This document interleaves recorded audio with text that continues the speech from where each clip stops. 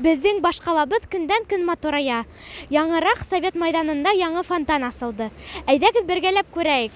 Казандыр машиналар менән тулы мәйданды хәзер танырлык та түгел. Барыбызга ла яңа матур ял урыны булдырылды. Фонтандагы һыу 6 метр бәйеклеккә тиклем күтәрелә. Ә кискеһен ул төрле төстәр менән балкый, музыкаһы ла уйнай.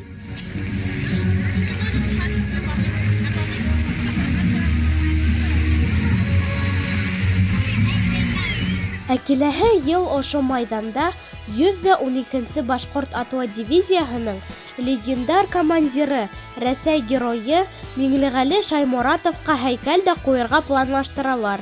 Конкурс һөҙөмтәләре буенса скульптор Салауат Щербаковтың проекты иң уңышлы дип табылган. Шулай ук биләмәне колонналар тезмәһе менән байытыу каралган. Был фонтан безгә балаларга мотлак охшаячак. Сөнки ошондай матур урында хәзер текә тиктоктар төшерергә була.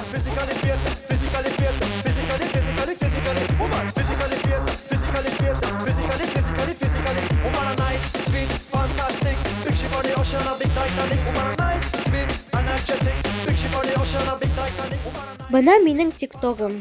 Һәм, дуслар, мин һеҙҙе лә был флешмобҡа ҡушылырға саҡырам. Ошо яңы фонтан эргәһендә тикток төшөрөп, Гаратау хэштегы менән интернет селтәренә һалығыҙ.